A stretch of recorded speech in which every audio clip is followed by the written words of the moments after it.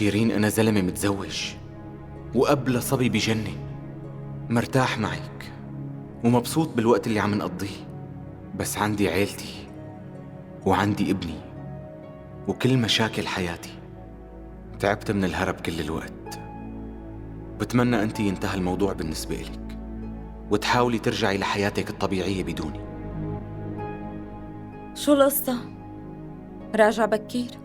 شو ما اشترى لك حلو اليوم؟ هو قطع علاقته فيني. يعني أي رجال بالعالم متزوج رح يعمل هاد الشي، وشو ما حاولتي إنك تقدمي له رح يحصل عليه بكل الأحوال. فليش لا يكون بحاجتك؟ يعني حبيبتي، لو كنتي أحلى وأحسن وحدة بالدنيا، بس وقت يجي آخر النهار بيرجع لعند مرته، مرجوعه لإلها، وانتي عملتي كل شي بتقدري عليه وفرجيتي إنك محترمة مرته وبيهمك أمرها لتلفتي نظره. رميتي سهمك بس ما صبتي الهدف. أكيد أنتي مبسوطة، كنتي مقهورة من سعادتي.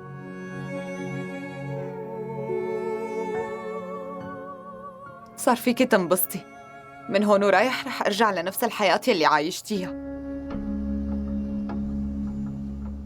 طير الوقواق جماله بحسن صوته، بس الإنسان بيمل منه بالرغم من جماله. وقت بيطلع على هالطير بيصير بيقول لحاله كيف هالطير هاد بشع هالقد، صوته كتير حلو. وهيك عمل معك، كان بالبداية معجب فيكي، بعدين صار يقول لحاله كل شي هي عم بتقدم لي إياه موجود بالبيت، وإذا عندي كل شي عم تعطيني إياه شو فايدتها؟ يعني كنتي سعادة مؤقتة عنده، ما تزعلي.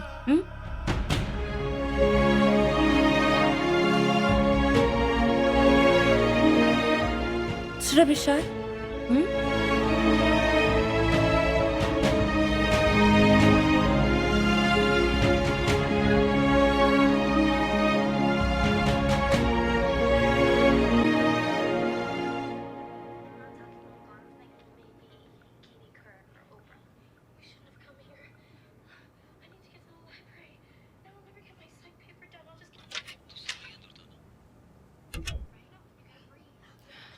مين أنت؟ وشلون فتت لهون؟ أنا اسمي نيشان. أنت من قرايبين زارينا؟ أنا ماني قرايب حدا هون. هاد بيته لعدنان ما؟ إيه؟ أنا بدي أحكي مع زوجته، لو سمحتي تنادي لها. وليش بدك تحكي معها؟ تعرفيها لشيرين شي؟ أنا بكون أخوها لشيرين. إذا أنت بتكوني مرته لعدنان فزوج حضرتك عم يتقرب من أختي، يعني شو بده فيها؟ بالأول كان عم يوصلها على باب البيت، وبعدين وصلت معه إنه يفوت على البيت. مستوعبة شو عم أحكي معك؟ الجيران كلهم صاروا عم يحكوا علينا، كرامتنا صارت بالأرض وسيرتنا على كل لسان. أنا من جهتي حكيت معها لأختي، فيا ريت أنت تحكي مع زوجك المحترم بيكون أحسن. فهمتي شو عم أحكي معك؟ نحن سمعتنا فوق كل شيء.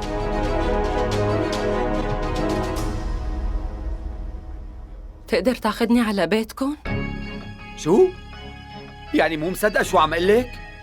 لكن تفضلي تعي شوفي بعينك، وبتقدري تسألي أمي بنفسك. يلا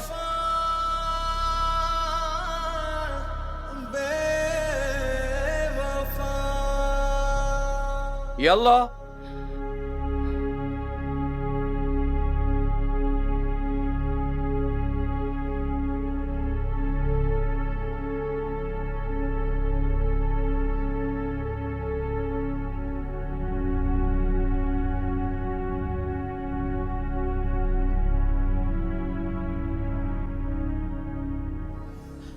هي شيرين؟ لا،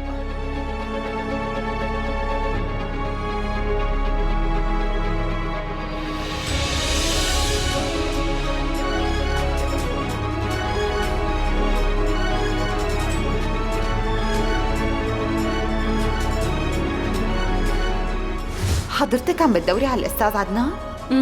هو طلع مشان يتغدى من شوي. كيف؟ مع مين طلع يتغدى؟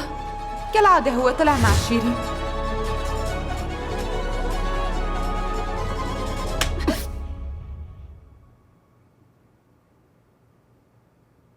شو عم بيصير؟ مين انتي؟ لك كيف بتتجرأي تفوتي على بيتنا هيك وعم تضربي بنتي كف كمان؟ بنت حضرتك كانت نسيانة اسمها، وهذا الكف أكيد رح يخليها ترجع تتذكر مين هي وتعرف مكانها الحقيقي كمان. اسمعي، أنا هلأ رح خبر الشرطة، بركي بيرجعوا لك عقلك وبتصيري انتي كمان ما بتنسي مكانك، فهمتي؟ بدون أي مشاكل. مين انتي؟ ليش ما بتسأليها لبنتك؟ مثل ما لك شايفة ضلت ساكتة حتى بعد ما ضربتها، بس يمكن هي ما بتحب تحكي إلا مع الرجال المتزوجين، مو هيك؟ بس لو حضرتك كنتي صارمة بتربايتك هيك مع بنتك ما كان صار هالشي ولا شفنا بعض. بس الظاهر انت حابة تستقبلي رجال متزوج ببيتك، مو؟ انتي مرته لعدنان؟ طلع حكي ابنك كله صح، كلكم كنتوا مشتركين بهالخيانة. أكيد مربية بنتك على هذا الشي. ليكي يا مدام، نحن عائلة كتير محترمة، فهمتي؟ إذا عندك شي تقوليه احكي مع زوجك، نحن ما دخلنا. أنا بعرف منيح شو لازم أحكي مع زوجي، أنت ريحي حالك. أنا بس جاية لهون لحتى حذرها لبنتك إنها توقف عند حدها بقى.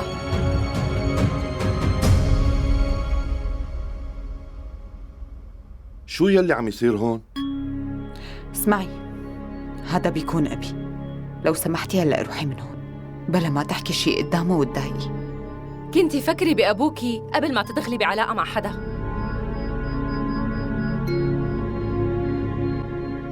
شو جايب؟ فواكه، بس انت مين؟ أكيد جايبهم بمصاري عدنان، ما صح؟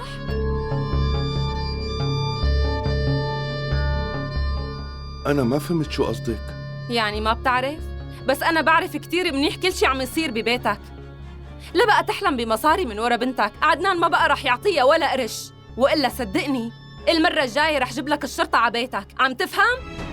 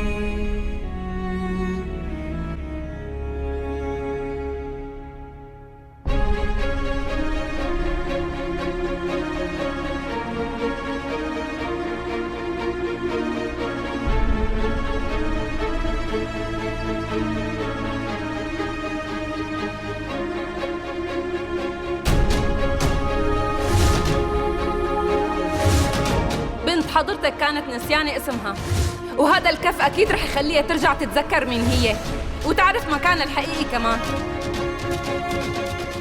اسمعي، هذا بيكون أبي، بلا ما تحكي شي قدامه وتضايقي. كنتي فكري بأبوكي قبل ما تدخلي بعلاقة مع حدا.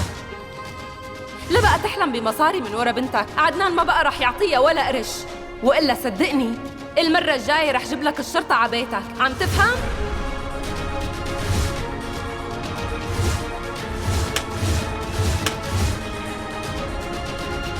أنا بعرف منيح شو لازم أحكي مع زوجي، أنت ريحي حالك. حضرتك عم بتدوري على الأستاذ عدنان؟ هو طلع مشان يتغدى من شوي. كيف؟ مع مين طلع يتغدى؟ كالعادة هو طلع مع شيرين.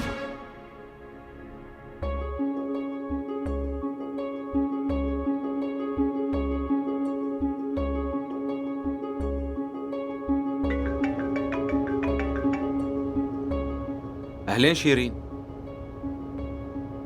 ألو شيرين؟ عدنان. إيه شيرين؟ عدنان. شيرين؟ ليش عم تبكي؟ شيرين إذا بتريدي قولي لي شو في؟ ألو كندا كندا كندا خير شبهها كندا؟ كندا اجت لعنا على البيت يا عدنان. كيف؟ شو جاب كندا لعندكن؟ اجت مشان تبهدلني يا عدنان. هانتني قدام أهلي وما خلت كلمة، حتى أبي هانتها بالحكي والجيران كلهم سمعوا صوتها. وتخيل ضربتني كف على وشي، ما عاد إلي عين حط عيني بعين حدا بعد هلأ. زلتني خجلت أبي وكانت رح تجلطه.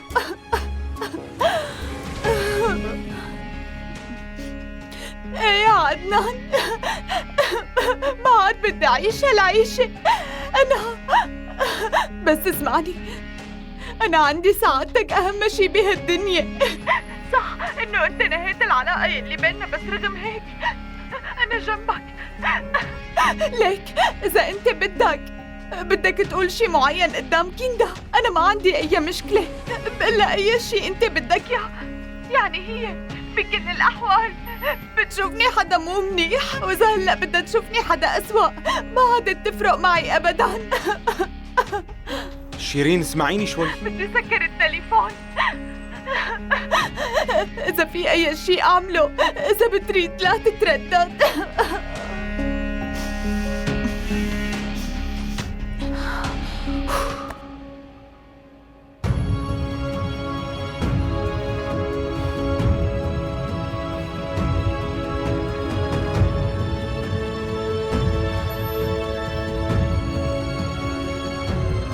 حلف بحياتي عندك، حلف انك ما تغديت انت وياها. كنت عم تخونني معها وانا مو عرفانه بشي. هي كلها لباقة بالشغل مو أكتر. طيب يا أولاد، ليش ما بتروحوا اثنيناتكم وبتحكوا بغرفتكم مشان ماهر؟ يكون احسن، خليه يشوف بعينه ابوه شو عم يعمل بامه.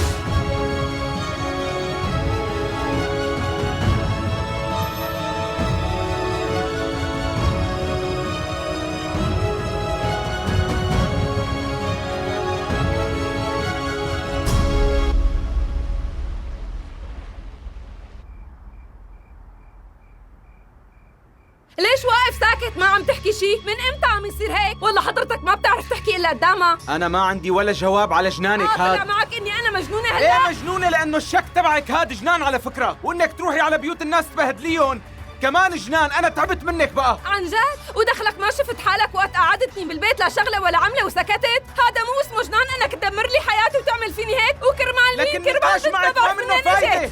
كلها كم مرة اللي شفتها وما صار كذاب كذاب كذاب. انت عم تكذب علي وانا ما رح صدقك. انت مو بس كذاب وبلا اخلاق مثل هديك يلي ما بتتسمى. تجاوزتي حدودك. هاي الحدود بس لإلي، ما بتسترجي تحكي معها هيك؟ كم ليلة قضيت انت وياها؟ كندا اكيد امها عم تاخذ منك مصاري. كندا أنا ما عم بقدر أتحملك. عامل علاقة مع بنت بس مشان मैं तो इस वास्ते चुप हूँ के तमाशा ما كان عندي جواب يناسب كلامك أكثر من هيك. तू समझता है मुझे तुझसे गिला कुछ भी नहीं ओ मेरे सनम तुझे है कसम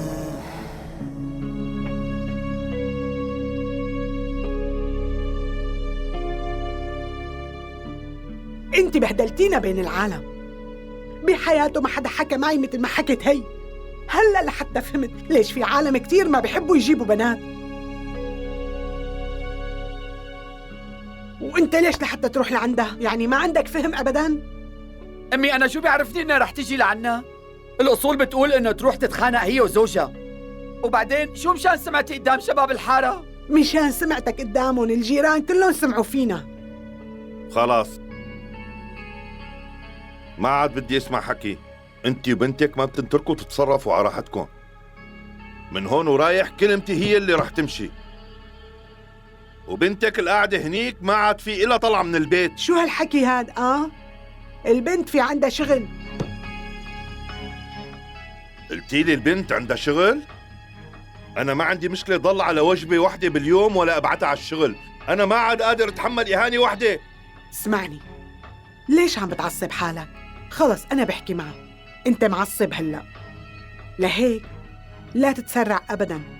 مصروف البيت كله من راتبها، كيف بدنا نعيش؟ انا بقول لك كيف رح نعيش.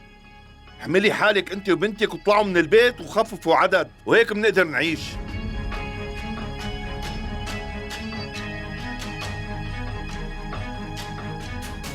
إن شاء الله حضرتك مبسوطة هلأ؟ عملت اللي براسك؟ هلأ خليكي قاعدة بالبيت كل الوقت. قال شو بدها تخلي عدنان يتزوجها؟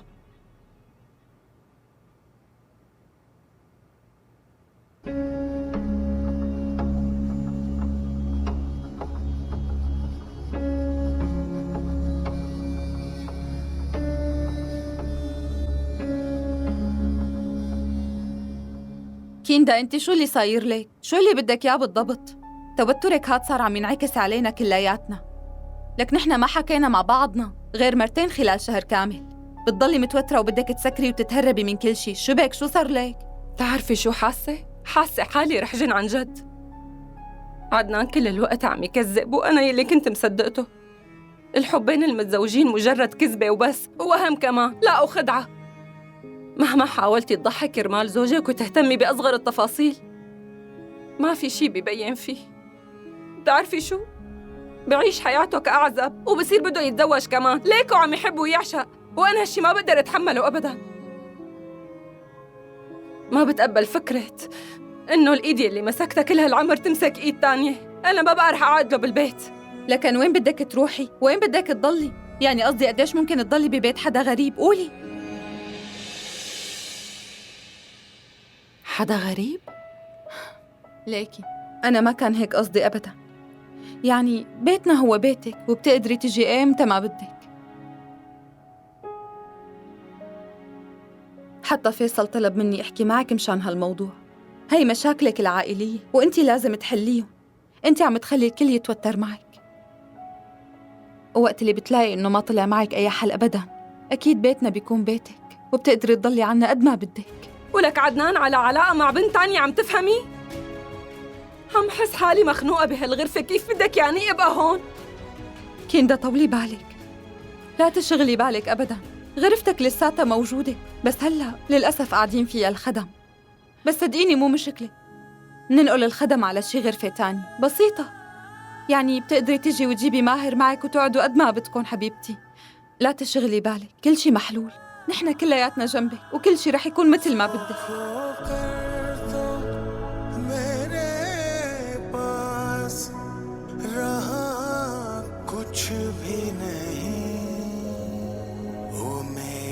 सनम तुझे है कसम।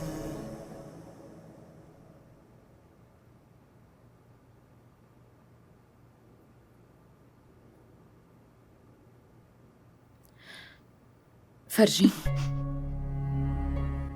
أصابع معلمين، أكيد كان الكف قوي. أنا رح رجع لها هالكفة ب10 وبتشوفي. ومو بس هي ويلي دلع الطريق يلي تجي فيه على بيتنا. ايه بس كيف؟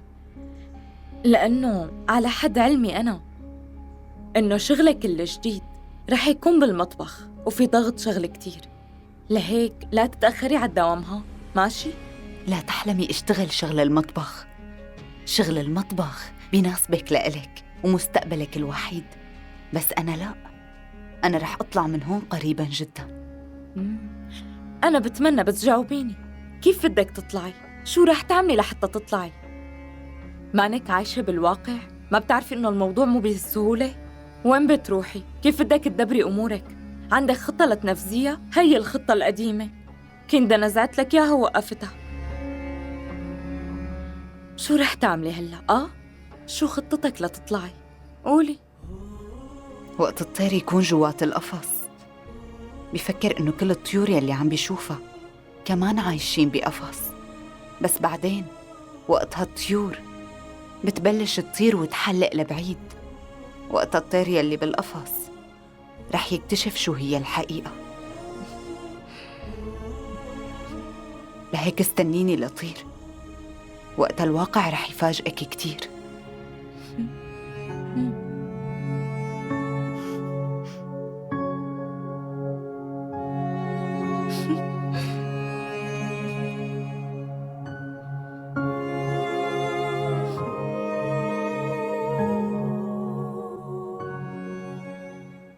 أنا ماني مضطر برر كل شي دائما، وأنا أصلا مالي عامل شي.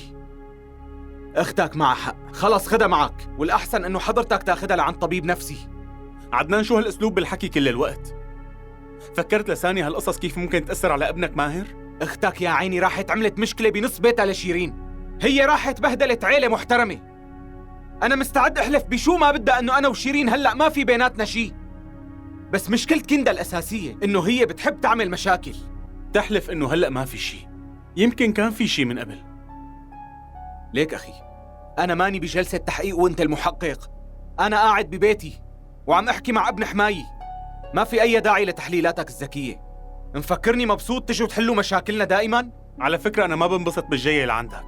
لكن ليش عم تجي؟ أنا عزمتك شي؟ الطريقة يلي عم تحكي فيها بتعني إنك ما بدك تحل الموضوع، وأكيد في أسباب لهذا الشيء. لا لحظة، على فكرة مرتك اجت لعنا وحكت لنا عن التغييرات اللي صايرة بتصرفاتك بالبيت، فهي الحركات تبع الزلمة البريء مو ضرورية. إذا بدها تضل فتضل، بس أنا ما رح أعتذر أبداً وخلص.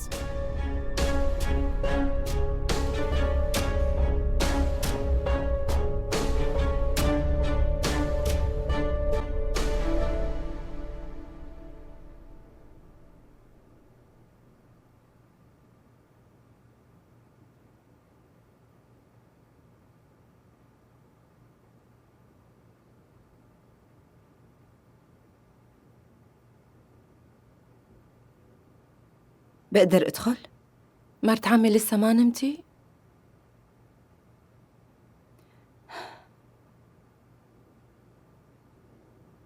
كيف ممكن عين الأم تنام إذا أولادها موجوعين؟ بنتي شو عم تعملي؟ شو بدك؟ لوين بدك توصلي؟ ليش ضل شي لحتى أوصل له؟ ما حضرتها أخذت كل شي بملكه. ما حدا أخذ شي منك بنتي، وعم تتوتري بدون أي سبب. أخوكي ومرته صار لهم قديش عم بيحكوا معكم، وأنتوا الاثنين مصرين ما تحلوا الموضوع. يعني لإمتى رح تضلوا هيك؟ أنا ماني عم بتوتر بلا سبب مرت عمي. لك حتى أهلها هن سبب من أسباب علاقتها فيه. تصوري القصة صارت بالصدفة، وعدنان اللقط بالجرم المشهود، وأخوها أجا لعنا. بس ما بعرف قديش صار له عم يخونني ويخدعني، وأنا أخذت قراري ما رح ضل مع عدنان بعد هلأ. وماهر مع مين رح يضل بهالحالة؟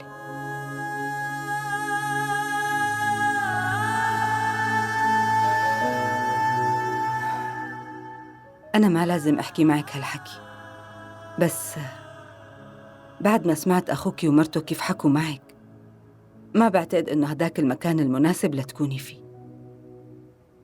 بتعرفي مرت عمي، كل أب وأم لازم يخبروا بناتهم قبل ما يروحوا من هالدنيا. بعد ما يموتوا الأب والأم ما في علاقة بتدوم بحياتهم، والكل رح يستغني عنهم. لازم كل بنت تعرف هي القصة لحتى تعرف تتصرف. بس أنا اليوم اكتشفت هالشي. فيصل معتبرني مو موجودة. وين بدي روح بحالي؟ بعدين أنا قلت غرفة الخدم يلي ببيت فيصل أهون علي من القعدة بهي الغرفة. طيب اسمعيني منيح شو رح أقول. أنتي مو بدك ما تضلي مع عدنان؟ مو هيك؟ بسيطة. أنا برأيي لبن ما ينحل هذا الموضوع بيناتكن، خدي كل أغراضك وقعدي بغرفة الضيوف، وكل هذا مجرد حل مؤقت لتتصالحوا. ببساطة كل اللي عمله إنه كان يوصلها على البيت بطريقه، وإن شاء الله كل سوء هالتفاهم اللي صار بيروح. بس يا ما مرت بقى عمي، بدي أسمع منك شي. إذا أنت فعلاً تعتبريني مثل أمك، تسمعيني شو عم بقول. تاخدي كل أغراضك وبتنتقلي على غرفة الضيوف، وخديها كلمة مني، عدنان ما بقى رح يزعجك أبداً. تعرفي إذا عدنان بيرجع بيغلط ما بعرف شو أعمل بحالي. إذا عدنان رح يرجع يزعجك، أنا بإيدي رح أخدك ووصلك على بيت أخوكي. لا، ما عاد إلي علاقة بأخي مرت عمي. طيب ماشي بنتي، مثل ما بدك، بس قومي على الغرفة الثانية يلا.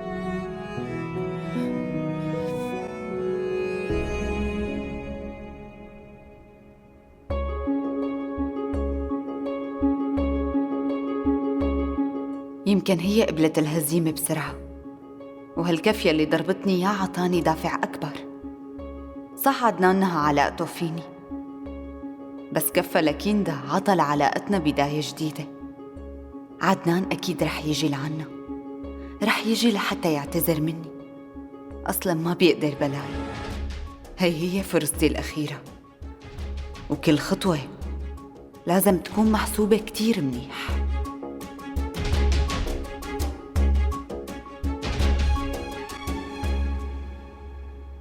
ليكي اختي، اذا صار معك اي مشكله فورا بتحاكيني.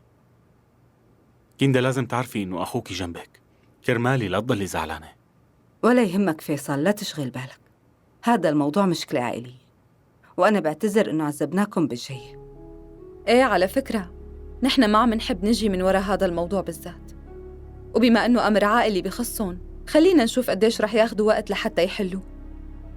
وهلا تصبحوا على خير. يلا حبيبي امشي. تصبحوا على خير. وأنت من بالإذن. أهله.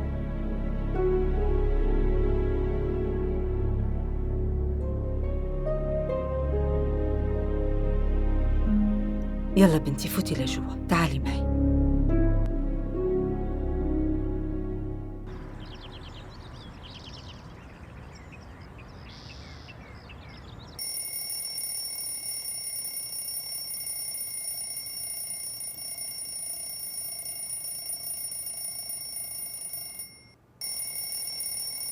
كيندا طفي صوت المنبه.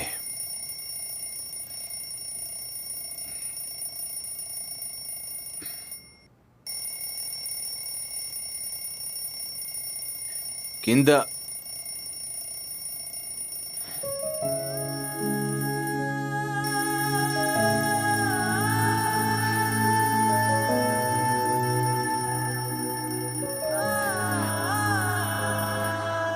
उसके नज़दीक गमे तर के वफा कुछ भी नहीं।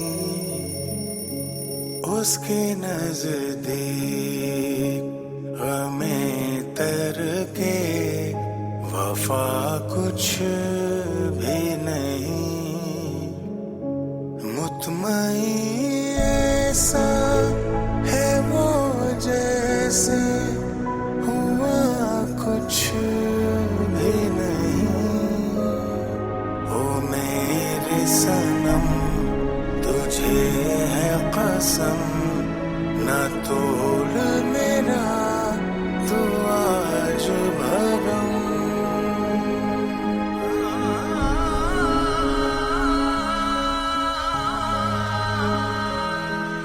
مدام، بتحبي أعمل بيض مقلي للأستاذ عدنان؟ أنا شو بيعرفني؟ روحي اسأليه إذا بده. شو هالسؤال هاد؟ معقول كل يوم تسألي؟ يلا روحي وحضري له الفطور. حاضر. مرت عمي عدنان ما رح يفطر معنا، كل شي فيه متغير. ماله عدنان يلي بتعرفيه؟ لا يا بنتي، أنتِ لا تشغلي بالك، بكرة منه لحاله بيعتذر منك. يعتذر؟ انتي ما شفتي قديش عصب لأني ضربتها كف لهديك البنت؟ هو مفكر إنه إذا بطل يحكي معي بيكون عم يعاقبني، مع إنه ما صار له فترة بيعرفها لهي البنت ورغم هيك مهتم فيها. بس بنتي اللي عملتيه هو الصح، هي وعائلتها كان لازم ينعطوا هيك درس من زمان كتير.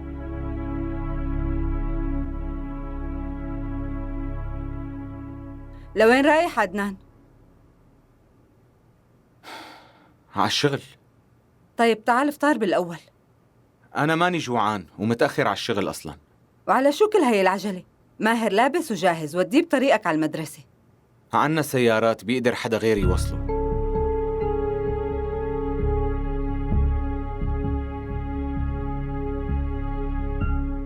شفتي كيف؟ شفتي هالتعامل؟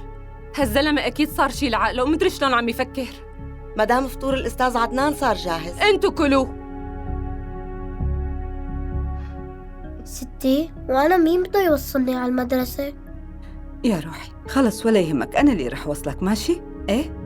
يلا امشي، تعال. يلا امشي. سلام. إن شاء الله تضلوا عم تتخانقوا دايماً وتوصل أصواتكم لآخر الدنيا. يا كل هالأكل هاد صار إلي هلأ، ما عم صدق، بيض وزبدة كمان.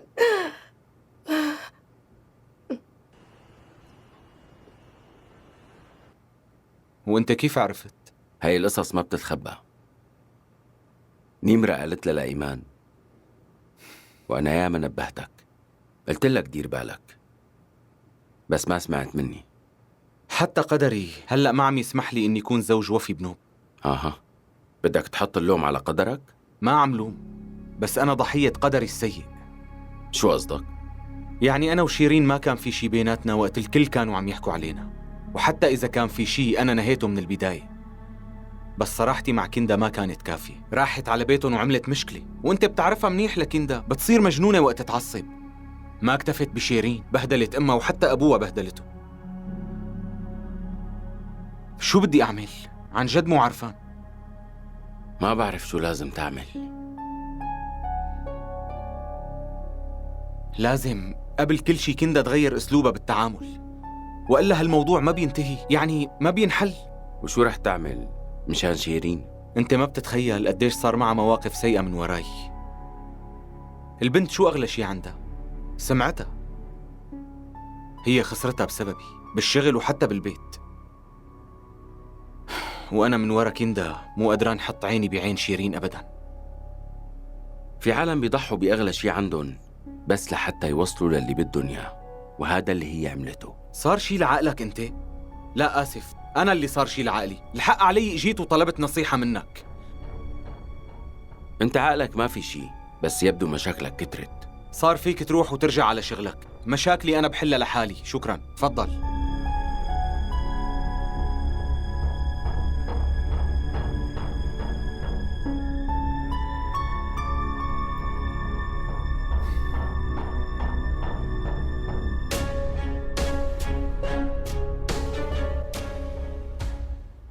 تفضل كول حلو، مرتك ما خلت لنا أي شي تاني. لا خالتي، ما بدي شكرا، منيح هيك. بس نحن مالنا مناح. مرتك غلطت كتير بحقنا، فاتت لنص البيت وصارت تعيط إنك على علاقة مع شيرين. خالتي صدقيني ما في شي من هاد. المفروض منك تفهم هذا الحكي لمرتك مو لإلنا.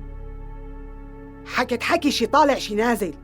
يا ربي دخيلك، أنا بعمري ما سمعت حدا عم بيحكي بهي الطريقة.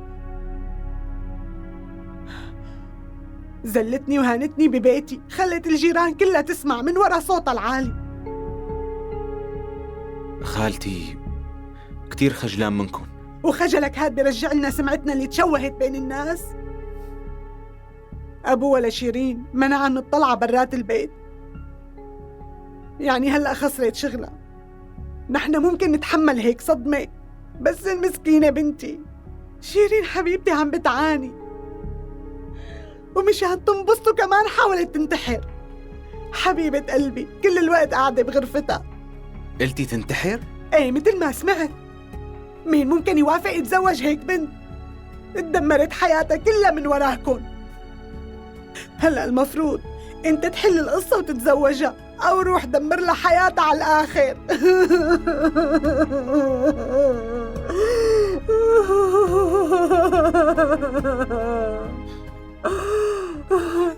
خالتي بتسمحي لي احكي معها شوي؟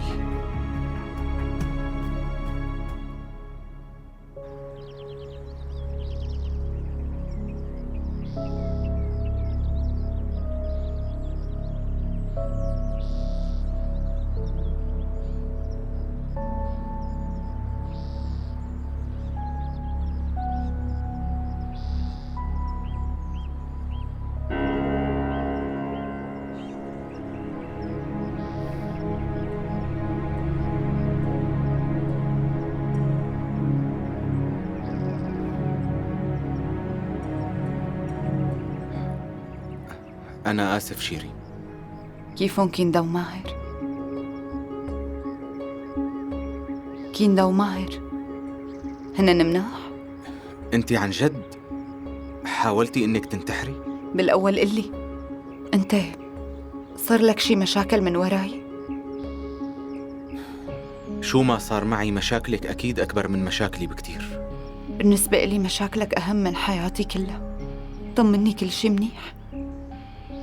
أنا بسألك عن شي وأنتي بتجاوبيني بسؤال تاني. أنا بيهمني أمرك. لو عن جد بيهمك ما كنت تركتني من الأول. شيرين، أنتي بتعرفي إنه علاقتنا ما رح تكمل. مو كل علاقة ضروري إنه توصل للكمال، لأنه أوقات بتكون كاملة مثل ما هي. بس أنا أخلاقي ما بتسمح لي إني استغل مشاعرك وحبك لإلي لو شو ما صار. بس أخلاقك بتسمح لك تقطع علاقتك فيني بعد كل تعلقي فيك. أنتي ليش حاولتي إنه لا أنا ما حاولت إني انتحر. لكن ليش أمك قالت لي هيك؟ أمي بس عم تتصرف بأنانية. كيندا بهدلتنا كلياتنا، بهدلت أهلي وإخواتي وبهدلتني وضربتني، وأهلي كتير متضايقين مني والجيران كلهم عم يحكوا علينا. يمكن أنا ما عاد أطلع من هالبيت بحياتي. أنت ما عليك بكل هاي القصص. عدنان إذا أنت فعلا بتعزني بدي منك بس توعدني وعد صغير. لا تحكي هيك. قلي لي شو بدك أعمل وأنا مستعد نفذه فورا. بدي منك ما بقى تتخانق مع كيندا بسببي. عن جد؟ بس كل يلي بدي إياه ما بقى يصير معك مشاكل بسببي. أنتي من وين جايبة أخلاقك هي؟ من مكان ما أنت جايب أخلاقك. وعدني إنه رح تعمل مثل ما عم قلك. إذا صار معك أي مشكلة بتقدري تحاكيني فورا، يعني لا تترددي شيرين. أنا ما عندي أي مشاكل، صدقني مشاكلك أنت هي مشاكلي إلي عدنان. لهيك أنت إذا صار معك أي شي بس حاكيني فورا. أنا يمكن ما أقدر أطلع من البيت، بس رح أعمل كل جهدي لوقف جنبك.